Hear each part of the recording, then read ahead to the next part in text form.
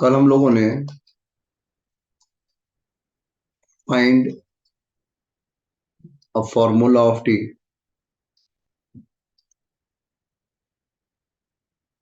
या find linear transformation T या find explicitly of T, इस तरह के न्यूमेरिकल किए थे। V2 से V2 ले लो, V3 से V2 ले लो, चाहो तो V2 से V3 ले लो और चाहो तो V3 से V3 ले लो। ये और ये आप कर चुके हो। ये गढ़वाल वाला सवाल था, ये गुरुकुल वाला सवाल था, और इसको भी हमने कल आपको दिया था। सवाल कितने चाहे उतने बना। दो तरह की चीजें हैं, स्टैंडर्ड बेसिस गिवन है तो न्यूमेरिकल बिल्कुल एक तिहाई हो जाएगा, और बेसिस अगर स्टैंडर्ड नहीं है तो आपको बेसिस भी प्रूफ करना पड़ेगा, आपको कॉम्बिनेशन भी निकालना पड़ेगा, उसके जरिए काम होगा। तो ये न्यूमेरिकल आप ढंग से एक बार देख लें, बार बार करने की जरूरत ना पड़े, और काम खत्म, फिनिश। बिल्कुल सेम यही चीज मैट्रिक्स में भी आएगी। अभी आगे जाके टॉपिक आएगा मैट्रिक्स, तो उसमें आपको मैट्रिक्स गिवन होगी, फॉर्मूला निकालने को बोलेगा, तो वहां भी आएगा। तो इसका इस्तेमाल तो है ही है, लेकिन मैट्रिक्स से कैसे निकालते हैं वो एक अलग चीज है।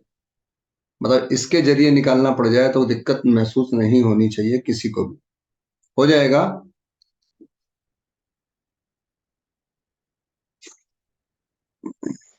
Yes sir. अब देखिए, छोटी छोटी दो चार चीजें हैं, मैंने थोड़ा लेंदी कर दिया उस चीज को। एक होता है टी मैपिंग है यू से वी में, और यहां पर हमारे लिए और आपके लिए एक वर्ड आएगा इनवर्टिबल, एक वर्ड आएगा हमारे लिए आपके लिए, वो आएगा नॉन सिंगुलर। तो मेरे लिए आपके लिए एक लीनियर ट्रांसफॉर्मेशन है। तो number one, T is invertible, मतलब जिसका इनवर्स एग्जिस्ट करता हो। और ऐसा कब हो सकता है? जब कोई मैपिंग वन वन हो और ऑन टू, ऐसा तब हो सकता है, मतलब बाइजेक्शन। और अगर टी की मैपिंग वी से वी में है तो ऑन टू वेरीफाई की जरूरत नहीं है। अगर वन वन प्रूफ हो जाए तो भी काम चल जाएगा। अभी टॉपिक छोटा मोटा टॉपिक है, ये कभी भी फंसा सकता है। एक क्वेश्चन आपको 5 नंबर में या लॉन्ग में भी एक क्वेश्चन फंसा सकता है आपको। तो इन्वर्टिबल के लिए किसी भी मैपिंग का वन वन होना और मैपिंग का ऑन टू होना जरूरी है। फिर बात करें अगर आप और मैं, फिर है एक चीज इसी के आगे जब जाओगे आप पढ़ने, तो T is non singular. Non singular matrix अलग चीज होती है और नॉन सिंगुलर मैपिंग अलग चीज है। टी इज नॉन सिंगुलर और टी इज सिंगुलर, इसका थ्योरम और इसका टॉपिक आ सकता है। इन्वर्टिबल तो उतना नहीं आता। आसान शब्दों में कहूं कि टी अगर मैपिंग है यू से वी में, and null space contain only a zero vector, only a zero vector, and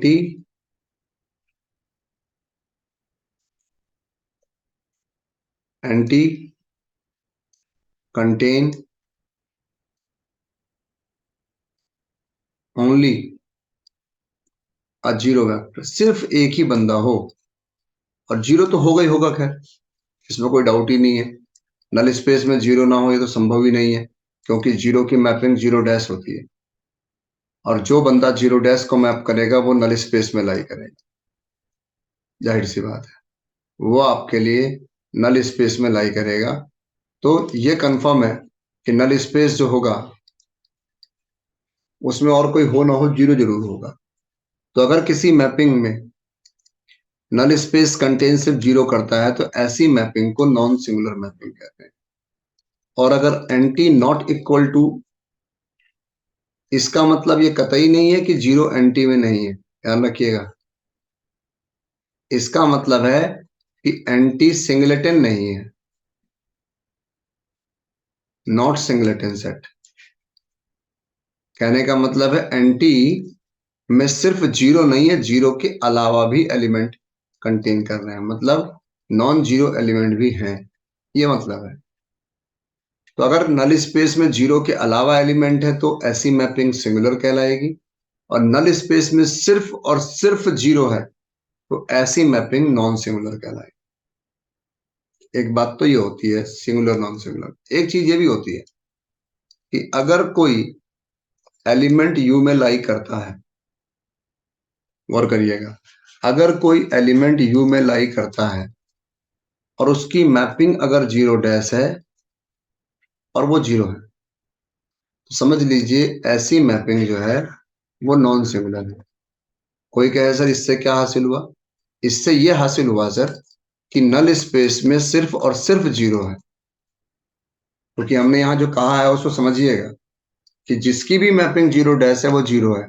इसका मतलब जिसकी भी मैपिंग जीरो डैश है वो तो एंटी का मेंबर है, और अगर वो जीरो है इसका मतलब एंटी में जीरो के अलावा कोई और है ही नहीं।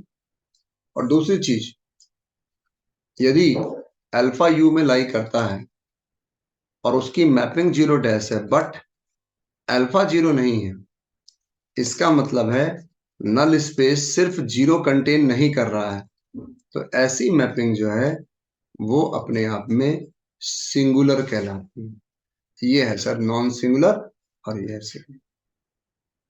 तो नॉन सिंगुलर कहीं भी प्रूफ करना हो, एक तरीका तो ये है कि एलिमेंट, डोमेन के एलिमेंट की मैपिंग जीरो डैश है, उसे जीरो प्रूफ कर दो।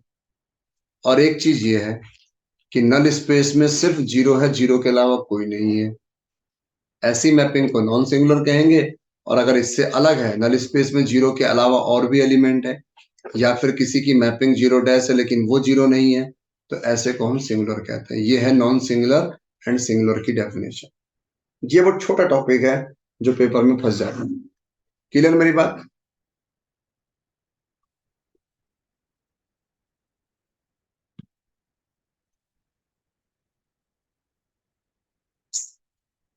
जी।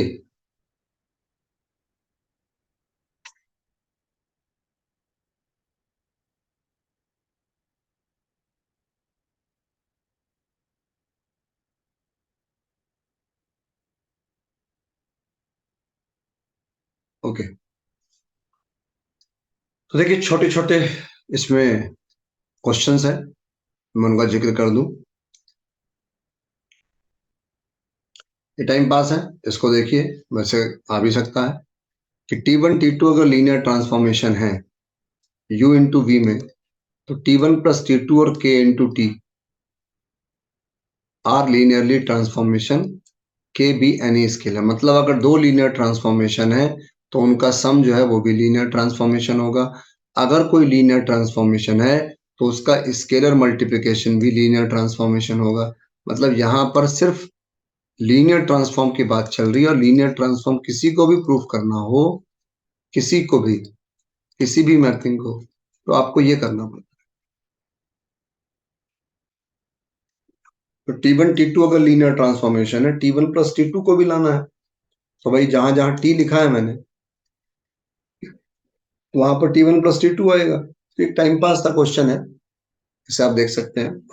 चलिए, T1 + T2 ए अल्फा प्लस बीटा, समझ लो ये एक सिंगल ऑपरेटर। उसके बाद गौर करो, हमने इन्हें अलग अलग कर लिया।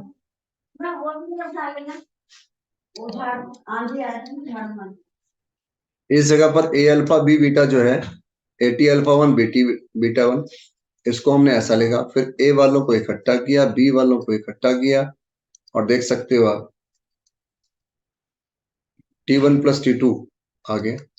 तो ये छोटे छोटे टाइम पास टॉपिक हैं, इन्हें करके रखिए, आसान चीजें हैं।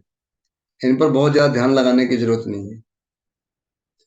एक ये क्वेश्चन है, मुझे याद है सन 2007 में, उस टाइम तो आप लोगों ने पढ़ाई शुरू करी होगी, और 2009, 2007 में गढ़वाल का पेपर इतना भयंकर आया था लीनियर अलजेब्रा का कि तोते उड़ गए थे, हमारे भी। क्योंकि उस साल बिना बताए उन्होंने ऑब्जेक्टिव दे दिया और क्वेश्चंस ऐसे दिए जो बिल्कुल सालों से हम पढ़ते आ रहे थे, उस किताब को ही पलट दिया। फिर किताब बदली है 10-11 के बाद, गढ़वाल की।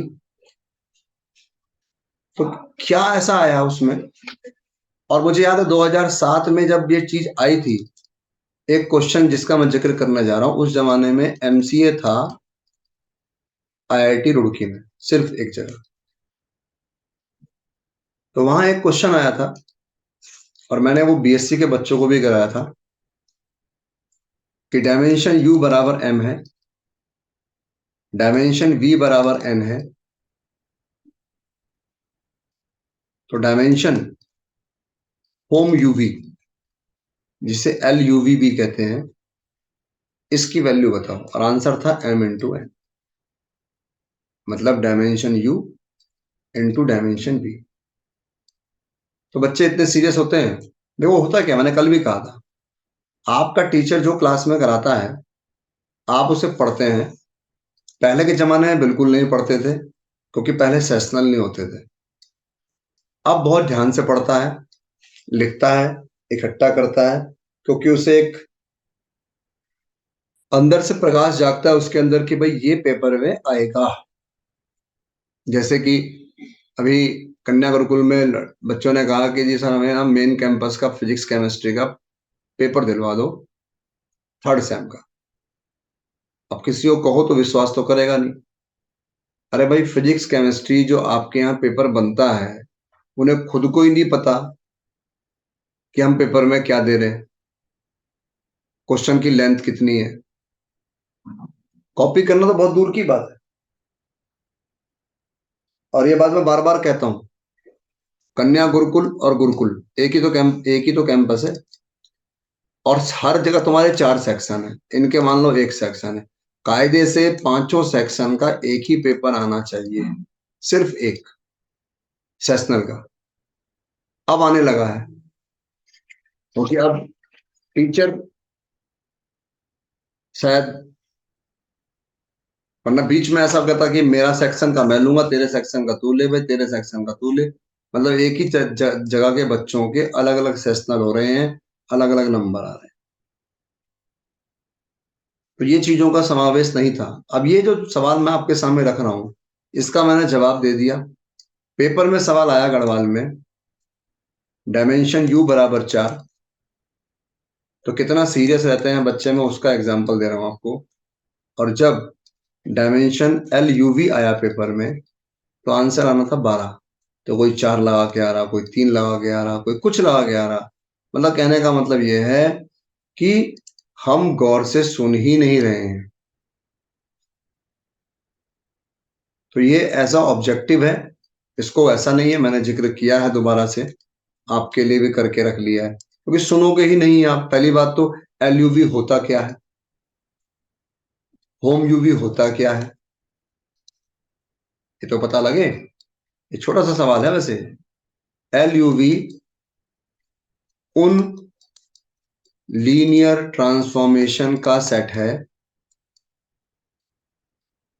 जो u से v में मैप होते हैं।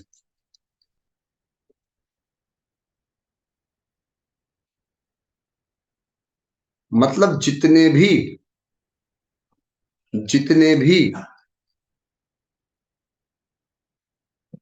लीनियर ट्रांसफॉर्मेशन होंगे, T1 T2 T3, linear transformation dub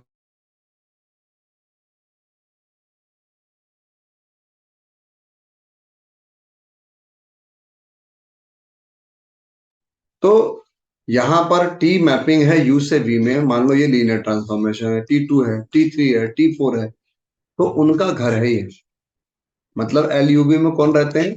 T1 T2 या T1 का इनवर्स, T2 का, जितने भी लीनियर ट्रांसफॉर्मेशन होंगे किसके बीच में, U और V के बीच में।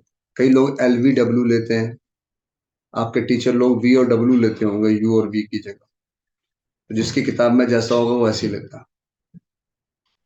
तो LUV क्या है, जैसे लीनियर स्पैन क्या था, S के एलिमेंटों से जितने भी कॉम्बिनेशन बनते हैं उनका घर, वैसे LUV क्या है,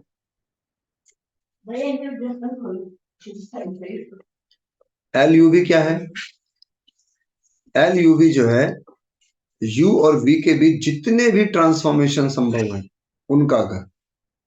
अब कौन कौन है हमें नहीं पता, लेकिन जो भी LUV में लाई करेगा वो U और V के बीच लीनियर ट्रांसफॉर्म की प्रॉपर्टी को होल्ड करेगा। क्लियर हो रही है मेरी बात?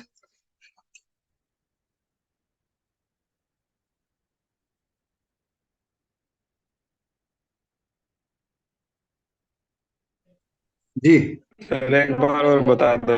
यार भैया, नशे में रहते तुम लोग तो। बता क्या बताऊं?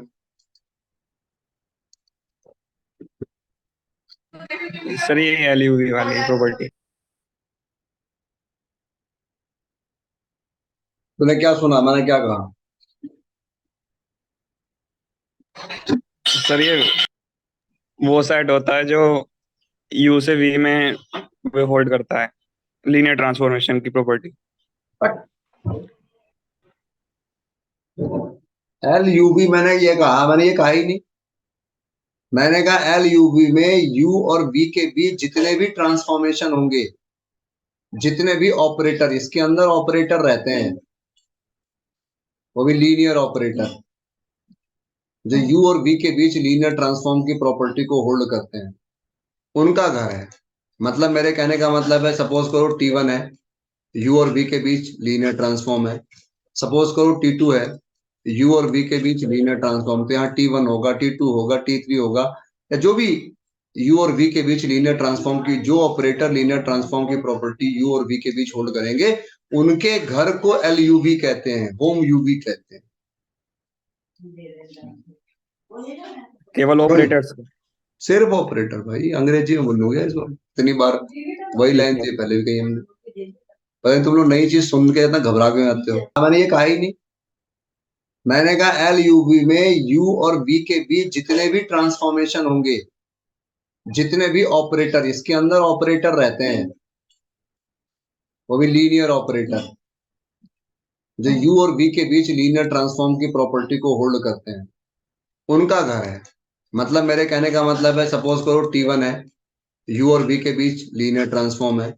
सपोज करो T2 है, U और V के बीच लीनियर ट्रांसफॉर्म, तो यहाँ T1 होगा, T2 होगा, T3 होगा, या जो भी U और V के बीच लीनियर ट्रांसफॉर्म की जो ऑपरेटर लीनियर ट्रांसफॉर्म की प्रॉपर्टी U और V के बीच होल्ड करेंगे, उनके घर को LUV कहते हैं, होम UV कहते हैं। केवल वही, ऑपरेटर्स। सिर्फ ऑपरेटर भाई, अंग्रेजी में बोलोगे इस बार इतनी बार, वही ठीक लाइन है। थी पहले भी कही हमने। पर तुम लोग नई चीज सुन के इतना घबरा क्यों जाते हो? T1 T2 लीनियर ट्रांसफॉर्म है, T1 प्लस T2 भी लीनियर ट्रांसफॉर्म होगा, T अगर लीनियर ट्रांसफॉर्म है तो K इंटू टी भी लीनियर ट्रांसफॉर्म होगा। ये तो हम प्रूफ कर ही चुके। जो अभी जतिन भाई ने बात कही कि होम यूवी क्या होता है, तो मैंने अभी भी रिपीट किया आपको कि मेरी छोटी सी चीज है, ज्यादा लंबा हो सकता है, ज्यादा लंबा चला गया, होम यूवी ले लो, VW ले लो, कुछ भी ले, LVW ले लो, तो कहने का मतलब है कि एक ऑपरेटर जो कि लीनियर ट्रांसफॉर्म है, कल को आप कहो जी एक मेरे पास और ऑपरेटर आया, ये T1 T2, ये भी लीनियर ट्रांसफॉर्म है। कल को मुझे आप कहो सर मेरा T2 और T1 ये भी लीनियर ट्रांसफॉर्म है, तो जितने भी V और W के बीच में लीनियर ट्रांसफॉर्म ऑपरेटर पाए जाएंगे, उनके घर को, मतलब यहाँ ऑपरेटर रहते हैं, और कैसे ऑपरेटर रहते हैं, जो इनके बीच में लीनियर ट्रांसफॉर्म की प्रॉपर्टी को होल्ड करते हो, इनके बीच में लीनियर ट्रांसफॉर्म की प्रॉपर्टी को होल्ड करते हो। यहाँ ये बताने की जरूरत नहीं है कि ये लीनियर ट्रांसफॉर्म है, या ऑलरेडी लीनियर ट्रांसफॉर्म है, उनको हम होम यूवी कहते हैं। तो कल को जो थ्योरम आ रखी है आपके नोट्स में, वो थ्योरम कुछ इस प्रकार की है कि होम यूवी को आप प्रूफ करो कि भाई ये अपने आप में वेक्टर स्पेस की प्रॉपर्टी को होल्ड करता है। अब आप खुद सोचें, ये मतलब एक अनएक्सपेक्टेड थ्योरम हो सकती है पेपर में, अनएक्सपेक्टेड। मैं यहां पर ये कह रहा हूं आपसे, ये रहा,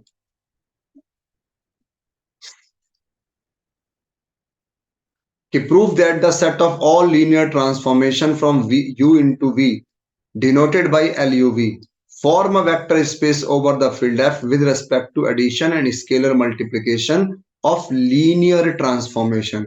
कल को हम बोलते थे मल्टीप्लीकेशन ऑफ वेक्टर्स, तो यहाँ वेक्टर की जगह लीनियर ट्रांसफॉर्मेशन आ गई। ये प्रूफ करना है, और आपको पता है कि इस वेक्टर स्पेस प्रूफ करने के लिए 10 प्रॉपर्टी चाहिए, जिनमें से 4 किसी काम की नहीं है। एसोसिएटिव ऐसे निकाल लो आप। तो कुछ कुछ चीजें प्रूफ करनी है, क्लोजर प्रूफ करनी है। जैसे मान लो अभी हमने क्लोजर प्रूफ कर लिया कि T1 T2 अगर एल यूवी में लाई करते हैं, कोई कहे जी क्यों करते हैं, आप कहोगे लीनियर ट्रांसफॉर्म है। तो आप कहोगे अगर T1 T2 लीनियर ट्रांसफॉर्म है तो T1 plus T2 is also linear transform. अभी प्रूफ किया आपने मेरे साथ कि T1 प्लस T2 जो है वो भी लीनियर ट्रांसफॉर्म होगा, वो भी एल यूवी में लाई करेगा। इसका मतलब क्लोजर प्रॉपर्टी को वेक्टर एडिशन में ये होल्ड करता है। देखो ये प्रूफ किया हुआ आपने, ये रहा।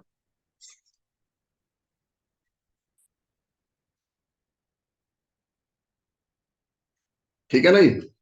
इसी प्रकार क्लोजर देखो, क्लोजर ये नीचे प्रूफ, के टी, अगर टी लीनियर ट्रांसफॉर्मेशन है तो के टी भी लीनियर ट्रांस, जिसमें से के स्केलर है और टी जो है वो वेक्टर है। तो हमने ऊपर जो है closure with respect to scalar multiplication, closure with respect to vector addition हमने ऑलरेडी प्रूफ किया हुआ है। तो नीचे वाली थ्योरम में ये दोनों भी आ जाएंगी।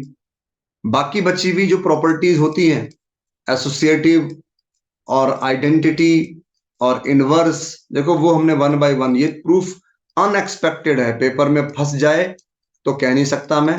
बस ध्यान रखिएगा ऑपरेटर हैं, एलिमेंट एज अ ऑपरेटर है। देखो जीरो कैप लिखा है हमने, मैंने उस दिन भी कहा था, शुरुआत हमने करी थी। तो यहां पर जीरो कैप का मतलब है जो सिर्फ और सिर्फ जीरो वेक्टर को मैप करते हो। ऑपरेटर के अंदर जीरो नहीं है, जीरो ऑपरेटर है, वेरिएबल जीरो नहीं है।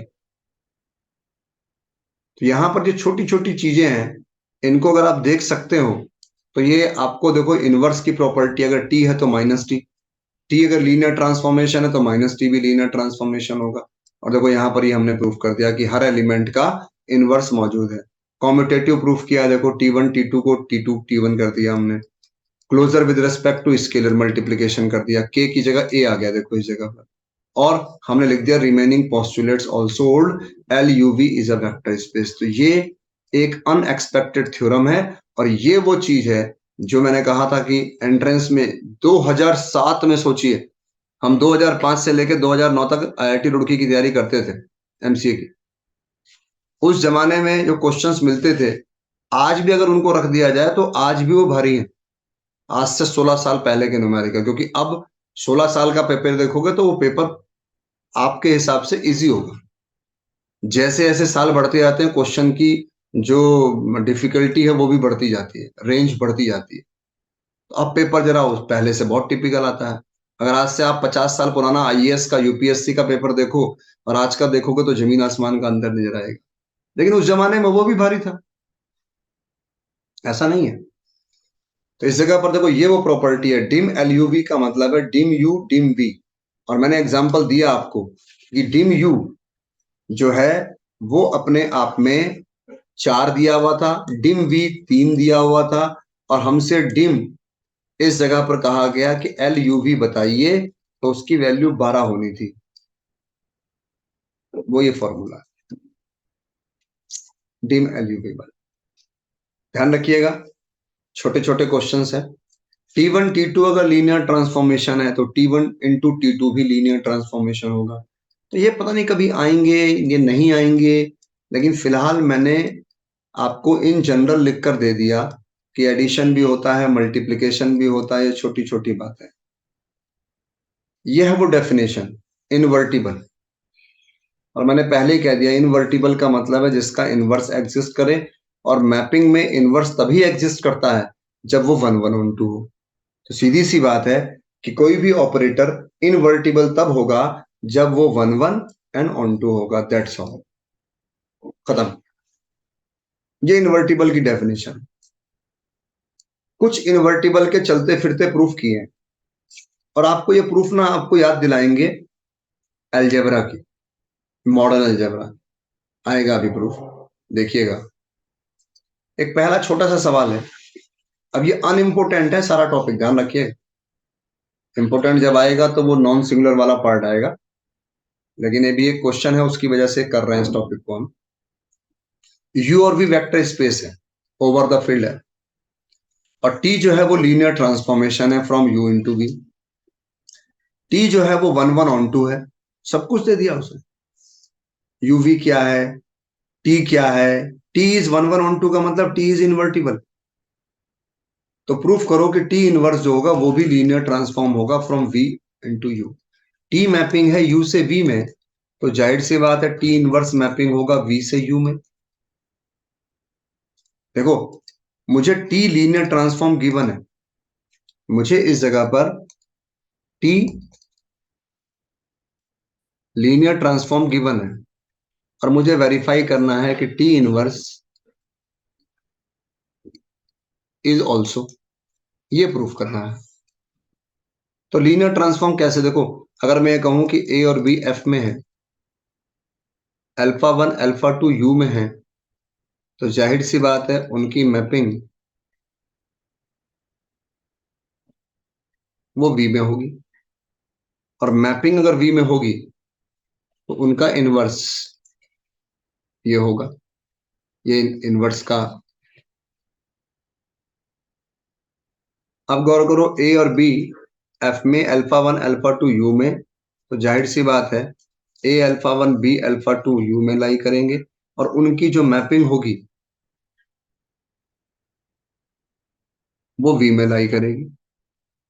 और इस जगह पर इसे आप लीनियर ट्रांसफॉर्म से ऐसा लिख सकते हो, इस जगह पर इसे β1 β2 लिख सकते हो, और यहां पर देखो इसकी वैल्यू इनवर्स की प्रॉपर्टी से A α1 B α2 को T इनवर्स A β1 B β2 लिख सकते हो, α1 को T इनवर्स β1 लिख सकते हो, α2 को T इनवर्स β2 लिख सकते हो, और देखो ये आ गया लीनियर ट्रांसफॉर्म। बस फर्क इतना है, जहां जहां टी होना चाहिए था वहां वहां टी इनवर्स है, और जहां जहां अल्फा होना चाहिए था वहां वहां बीटा है। तो छोटा सा एक प्रूफ है, अगर आप कर सकते हो तो बिल्कुल मजा आ जाएगा। देखिए, अनइम्पोर्टेंट जरूर है, देखना चाहें तो देख सकते हैं। देखो ये वो प्रूफ है, अगर आपको याद दिलाऊं तो आपने मेरे साथ किया है, ए इंटू ए इनवर्स बराबर ई, ए इनवर्स ए बराबर ई, याद है आप लोगों को? ए इंटू बी बराबर ई, बी इंटू ए बराबर ई, सभी को याद होगा।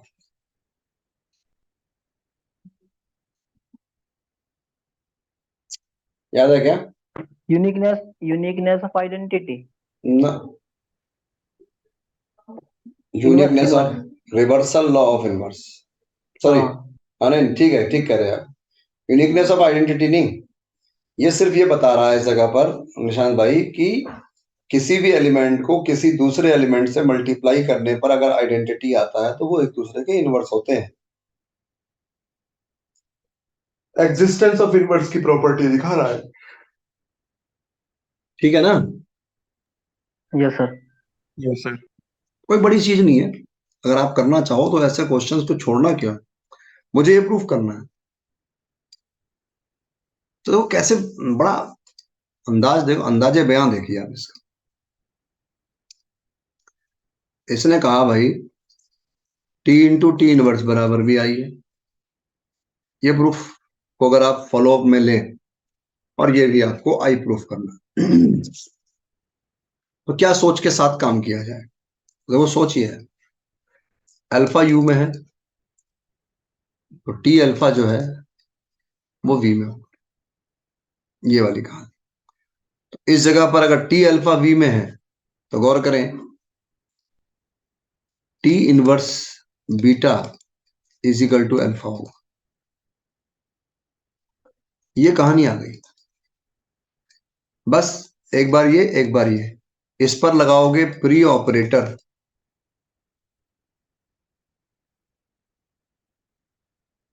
इस पर लगाओगे प्री ऑपरेटर,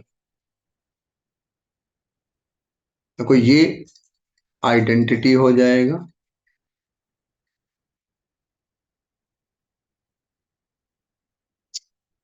ठीक है ना।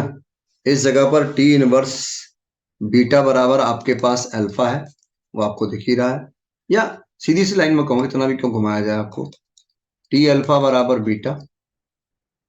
गौर करें टी इनवर्स से हमने ऑपरेट किया, और यहां पर गौर करें T inverse beta is equal to, फिर हमने क्या किया, टी इनवर्स टी अल्फा, इसको भी अल्फा लिखा, और देखो अल्फा को आई अल्फा लिख सकते हैं, आइडेंटिटी ऑपरेटर का मतलब होता है उसकी मैपिंग वही आती है, ये चीज ध्यान दीजिए।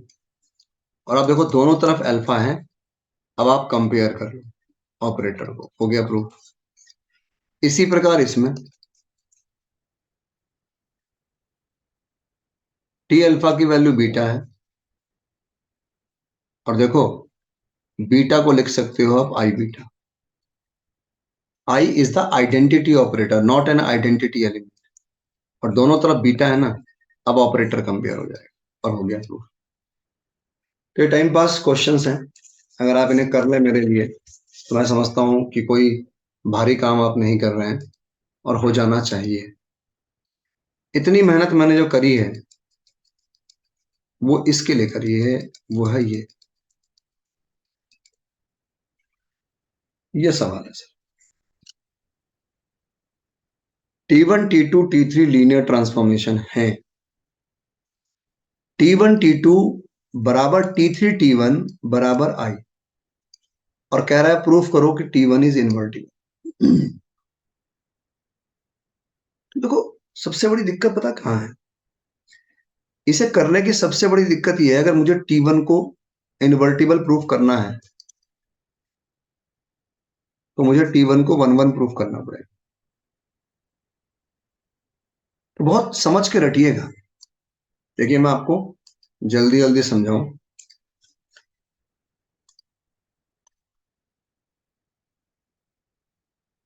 ये गिवन है,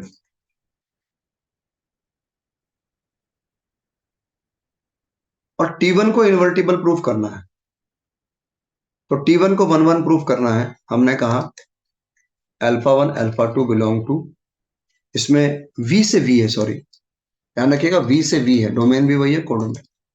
और हमने क्या किया, T1 अल्फा 1 T1 अल्फा 2 ले, और मुझे और आपको साबित करना है अल्फा 1 बराबर, तो जो गिवन है ना उसका इस्तेमाल होगा, इसका इस्तेमाल नहीं हो सकता। कोई कहेगी क्यों नहीं हो सकता, देखो T1 से पहले नहीं T1 के आगे है T2, अब इसमें बीच में T2 कहां से घुसाओगे। कोई कहे गुरुजी आप कैसी बात कर रहे हैं, मैं ऐसा कर दूंगा, T2 से मल्टीप्लाई कर दूंगा, और T2 से मल्टीप्लाई करने के बाद ये ऑपरेटर पलट दूंगा। अरे भाई कैसे पलट देगा तू, यही यही चीज नहीं करनी। तो क्या करें, हमें इसका इस्तेमाल करना, दोनों का इस्तेमाल नहीं हो सकता, इसीलिए आप नोट्स में देखना T3 से ऑपरेट किया, और फाइनली T3 T1 आई के बराबर, T3 T1 आई के बराबर, इसीलिए अल्फा 1 बराबर अल्फा 2 और 1 1 प्रूफ हो गया। और चूंकि T की मैपिंग V से V में है, डोमेन भी वही कोडोमेन भी वही, और ये 1 1 प्रूफ हो चुका है, तो ये हर हाल में ऑन टू होगा, और अगर ये 1 1 ऑन टू है तो ये हर हाल में इन्वर्टिबल होगा। दैट्स ऑल, क्वेश्चन खत्म। तो कल हम यहीं से बढ़ेंगे आगे आपके लिए, ठीक है।